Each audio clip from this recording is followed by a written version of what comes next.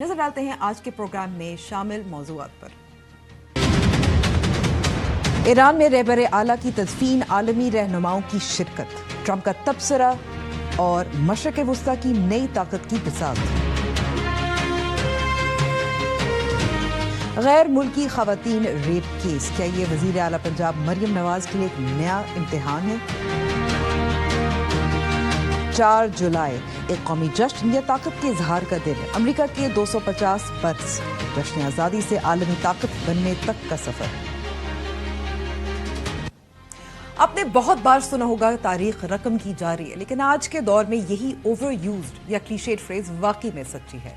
4 महीने पहले जिस शख्स को अमेरिका और इजराइल के मुश्तरका हमले में निशाना बनाया गया था, आज उसी आयतुल्लाह अली खamenei को कहने के लिए तेहरान में लाखों नहीं करोड़ों अफराद उमड़ आए हैं। ईरान को उम्मीद है कि अगले चंद दिनों में ईरान और इराक की तकरीबात में 1.5 से 2 करोड़ लोग शिरकत करेंगे।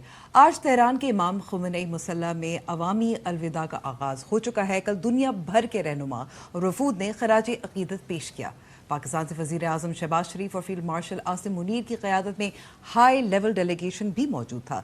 रशिया, चाइना, सऊदी अरेबिया, तुर्की, ओमान और इंडिया समेत कई ममालिक के नुमाइंदे भी तेहरान पहुंचे। मगर ये सिर्फ एक जनाजा नहीं, ये ताकत, सिफारतकारी और मिडिल ईस्ट के मुस्तकबिल का इम्तिहान भी है। एक तरफ डोनाल्ड ट्रंप का दावा है कि अमेरिका ने ईरान को तदफीन के लिए 1 हफ्ते की मोहलत दी। दूसरी तरफ पर्दे के पीछे वो कहानियां सामने आ रही हैं जहां इजरायली हमले के खदशे के बायस ईरानी वफ्द को पाकिस्तानी फाइटर जेट्स एस्कॉर्ट करते रहे। आज हम सीधा तेहरान चलते हैं, जहां से सीनियर एंकर वसीम बदामी हमें इस तारीखी मंजर की तस्वीर दिखाएंगे और फिर बात करेंगे खamenei के बाद ईरान के किस सिमत जा रहे हैं और इसका असर पूरे खित्ते पर क्या पड़ेगा।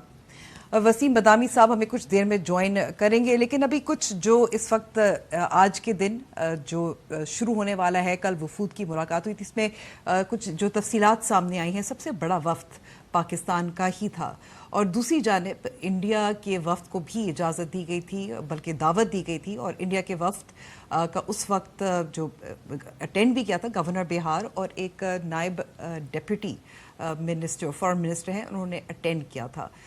तो ये एक मवाजना भी किया जा सकता है किस तरह से पाकिस्तान ने एक हार्ड पावर के तौर पर उभर के आया है पिछले साल मई में कॉन्फ्लिक्ट के बाद, जब इंडिया को शिकस्त दी थी। और उसके बाद अब हम देख सकते हैं कि इस साल 2026 में ईरान के मामले में जिस तरीके से पाकिस्तान ने सालसी का किरदार बखूबी निभाया है, जिस तरीके से तारीफ भी हुई है हर तरफ से, किस तरह से पाकिस्तान ने अपने सॉफ्ट पावर का भी इजहार किया है।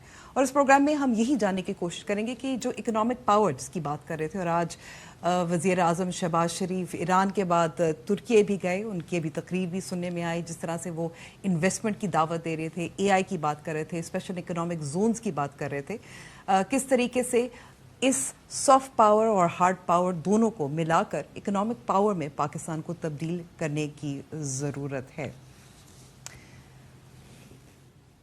जी, और मज़ीद अगर हम इस पे जो तफसीलात सामने आई हैं, जो इस वक्त रसूमात चल रही हैं तेहरान में, उसके हवाले से अगर बात की जाए तो तेहरान में ईरान के साबिक रहबर आला अली खamenei और उनके अहल खाना की जो आखिरी रसूमात जारी है। आपको याद रहे जो 28 फरवरी को ये हमला हुआ था, और उस हमले में ना सिर्फ रहबर आला की शहादत हुई थी, उनके साथ उनके ख़ानदान वाले भी शहीद हुए थे। बहुत सारा जो तज्ज़िया इस पे बात हो रही है, आपको ये भी याद रखने की ज़रूरत होगी कि डोनाल्ड ट्रंप ने इस पे क्या बात की थी उस वक्त जब 28 फरवरी को यह हमला हुआ था ईरान और अमेरिका के साथ मिलकर। तो डोनाल्ड ट्रंप ने कहा था कि ये रजीम चेंज की जानिब वो चाहते हैं, उनका एक मकसद इस तमाम जंग का वो क्या था। आपको एक क्लिप भी सुनाते हैं, सुनिए कि डोनाल्ड ट्रंप ने उस वक्त रजीम चेंज के हवाले से क्या बात की थी। So I think what the president has told us to do is use.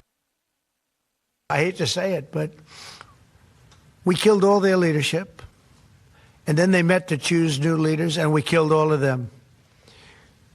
And now we have a new group, and we can easily do that, but let's see how they turn out. We have really regime change. You know, this is a change in the regime.